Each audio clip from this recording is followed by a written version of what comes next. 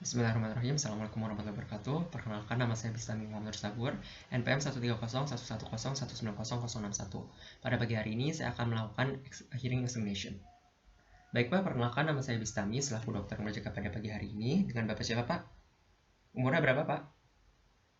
Baik Pak, mohon maaf Pak kalau boleh tahu Bapak tingkat pendidikannya sampai mana Pak?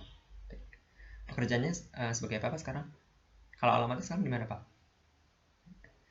Kalau boleh tahu keluhannya apa Pak?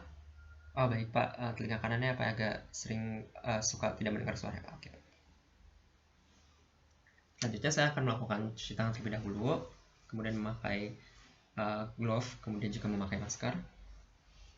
Baik Pak, karena tadi ada permasalahan di telinganya, maka saya akan melakukan beberapa tes untuk memastikan apakah benar-benar terjadi gangguan, dan apabila terjadi gangguan ada di sebelah mana ya Pak.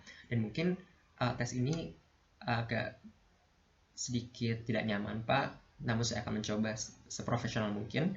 Apakah Bapak bersedia? Baik Pak. Selanjutnya saya akan menggunakan headlamp. Baik, selanjutnya saya akan mengecek bagian telinganya Pak untuk memastikan apakah tidak ada serumen ataupun infeksi. Dicek dulu, diinspeksi pada bagian aurikular, preaurikular, aurikular dan retroaurikular. Dimana pada saat aurikular ini kita akan melakukan retraksi pada pinna dan protraksi pada tragusnya. Tidak ada serumen negatif, kemudian membran timpaninya juga intak. Begitu pula yang sebelah kirinya, berarti pasien ini eligible untuk dilakukan tes ini.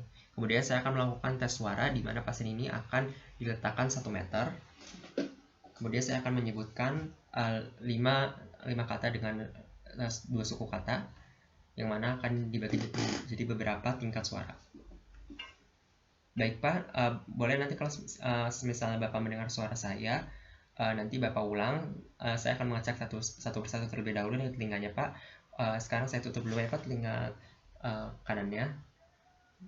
Baik Pak, boleh dipegang sumbatannya. Oke. Bola, meja, kursi, pintu, tangan.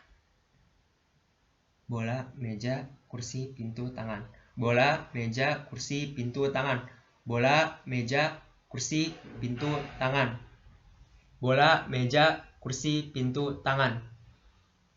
Pasien tidak mampu menyebutkan minimal 80% daripada kata-kata yang saya sebutkan, maka pasien memiliki abnormalitas pada bagian yang sebelah, mohon maaf, harusnya sebelah kanannya tadi, jadi yang sebelah kirinya ini normal, dilakukan pada kedua telinganya tadi.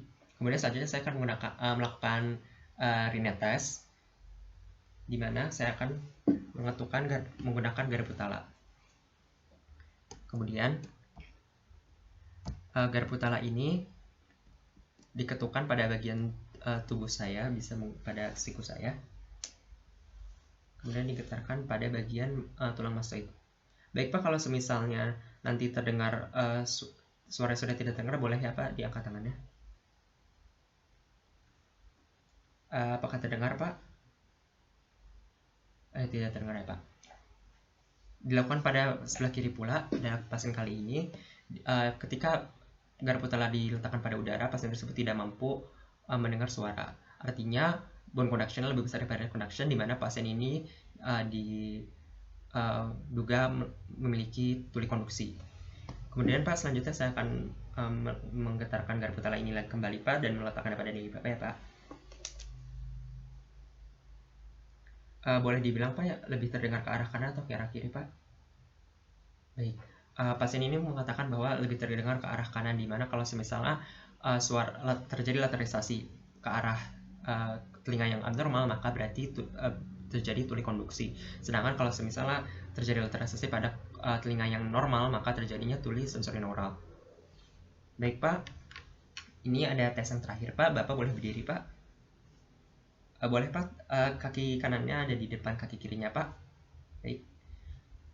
Terus kemudian Pak, tangannya disilangkan di depan Bapak, di depan dada Bapak. Baik Pak, boleh ditutup matanya. Nah, ketika pasien menutup mata, kita menaruh tangan kita di samping badan pasien untuk mencegah apabila pasien tersebut jatuh. Kemudian apabila terjadi perpindahan posisi dari badannya, maka terjadi abnormalitas pada balance-nya. Baik, selanjutnya saya akan setelah melakukan Romberg test, saya akan melakukan tandem gait test, di mana ini dengan posisi yang sama, kemudian pasien disuruh berjalan. Baik Pak, boleh Pak berjalan ke depan Pak.